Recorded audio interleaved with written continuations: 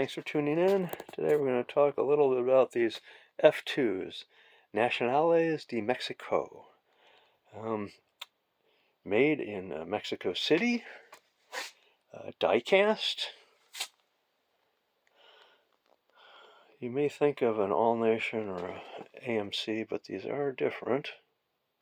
Unfortunately, you can't find too much written about these engines. There is an article in O-Scale Railroading, April 1979, written by John Fisher, who talks about a Senor A.D. Laura from Mexico City, who made these engines. And here you can see them in the Nacional de Mexico, the earlier paint scheme. This is a rich green and orange. They're also known, at least one set, where it's gray here and a yellow stripe. And they're also offered in Santa Fe. The name more commonly associated with these is Dees, D-E-S-E-S. He was an engineer in Mexico City, and the two must have partnered together. Here's the interior of the locomotive. Genius design. These are all die castings. Fits like a glove. Just 4 screws to take the body off, and you have this waiting for you underneath. You have a universal motor in the center here.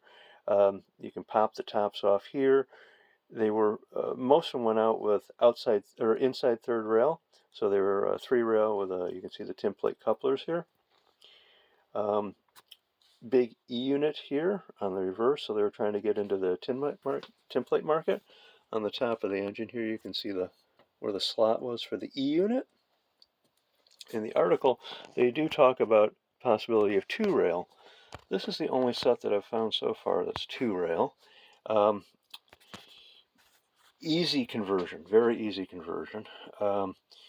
Nice design. These are F2s. The first set that went down to Mexico, the real ones, was in 1946. Here's the Atwater, which is an F3. So you can see they're very close, a little different trim on the side, but scale, so the same width, unlike the Lionel one, which is just way too wide. Pretty decent job on the nose. These castings never seem to go bad. You can't say the same for these. So here's the powered A unit. Castings are straight and beautiful. Here's the dummy over here, and you can see how it's bowed out on the side there. And you can see there the Dees, Honcho Mexico, made in Mexico. Nice castings when they're good. Unfortunately, there was one bad one, so my good friend was able to replace it.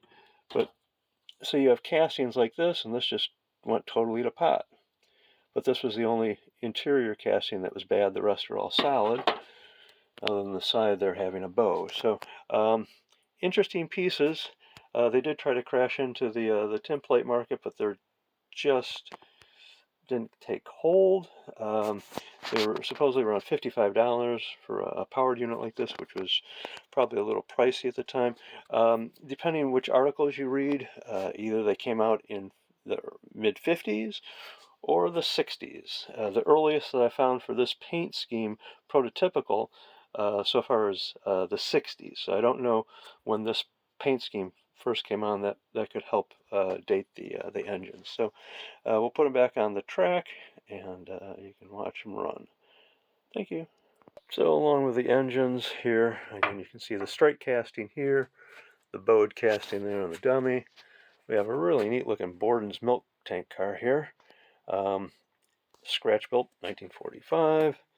Private label Penetrate. Here's a Scalecraft car from the 30s. Lowball car here. Scratch built beer car, and a scratch built caboose.